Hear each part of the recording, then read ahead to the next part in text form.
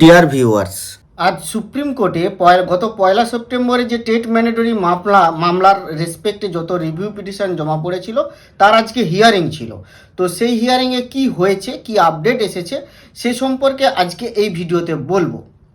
তো তার আগে দেখে নিই আমরা এই যে সুপ্রিম কোর্টে আজকে যে জাজেসরা অনারেবল জাজেসরা ছিলেন, honourable justice mister Dipankar Dutta এবং অনারেবল জাস্টিস মনমোহন, তারা এই দুজনের বেঞ্চে এই রিভিউ পিটিশনগুলির কিন্তু শুনানি হয়েছে।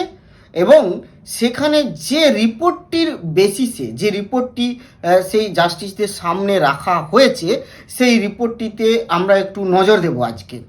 তো চলুন আমরা একটু দেখে নিই। এই হচ্ছে সেই রিপোর্ট, যে রিপোর্টে প্রথমেই যে মামলাটি আছে সেটি হচ্ছে 53434। এটি হচ্ছে সেই স্টেট অফ উত্তরপ্রদেশের মামলা এবং আপনারা খুব ভালো করেই জানেন সর্বপ্রথম উত্তরপ্রদেশ এই মামলাটি কিন্তু ফাইল করেছিল, এটা রিভিউ পিটিশন। এবং সবথেকে বড় যে জিনিসটি দেখতে বলবো আপনাদের সেটি হচ্ছে কি, যে এরা কিন্তু এখানে যতগুলি রিভিউ পিটিশন হয়েছে, সে স্টেট বলুন বা ইন্ডিভিজুয়াল কোনো সংগঠন বলুন, যাই বলুন, সবাই কিন্তু was not a party at CA stage, civil appeal স্টেজে কেউ কিন্তু পার্টি ছিল না, এটি উল্লেখ করা হয়েছে অ্যাডভোকেট অন রেকর্ড সেকশানে। সেখানে এই কথাটি কিন্তু প্রত্যেকের ক্ষেত্রে উল্লেখ করা হয়েছে। দেখুন, who were not a party in civil appeal stage.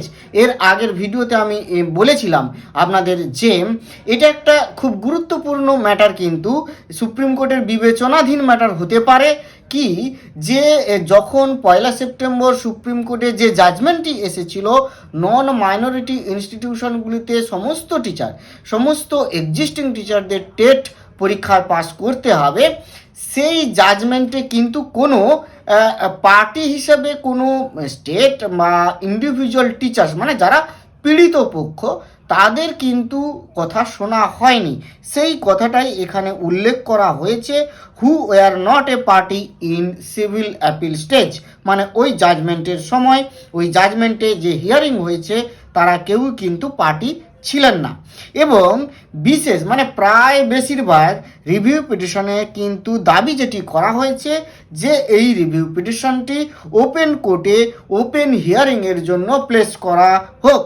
এখানেও যেমন grant of oral hearing, who are not a party in CA civil appeal stage. তো এই যে ব্যাপারগুলি আছে, কিছু কিছু কিন্তু রিভিউ পিটিশনস যেগুলি কিন্তু ডিফেক্টিভ, এখনও ডিফেক্টিভ আছে এবং এগুলি কিন্তু ক্যান্সেল করা হয়নি রেজিস্ট্রারের তরফ থেকে কোনো ক্যান্সেল না করে একেবারে জাজেসদের সামনে প্লেস করা হয়েছে, তাদের কাছে তুলে ধরা হয়েছে যে এই পিটিশনগুলি অনেকবার বলা সত্ত্বেও এদেরকে ডিফেক্টটা কিওর করার জন্য অনেকবার নোটিশ দেওয়া হয়েছে, বলা হয়েছে, কিন্তু তারা কিন্তু ডিফেক্ট কিওর করতে পারেননি বা করেননি।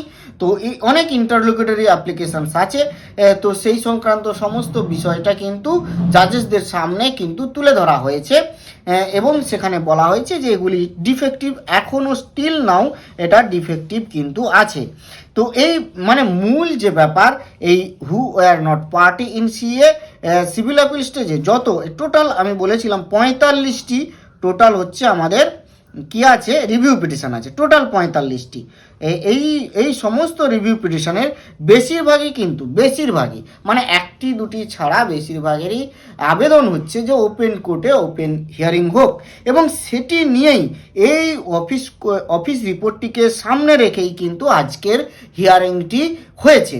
দেখুন এখানে it is submitted that the letter was issued to all respective council's to cure the defects in all the review petitions above mentioned, but some are still defective at some councils.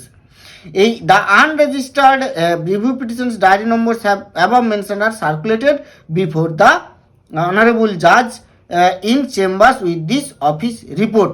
তাহলে এই office রিপোর্টটি জাজেসদের সামনে place করা হয়েছে এবং এটি রেখেই কিন্তু আজকের যে হিয়ারিং।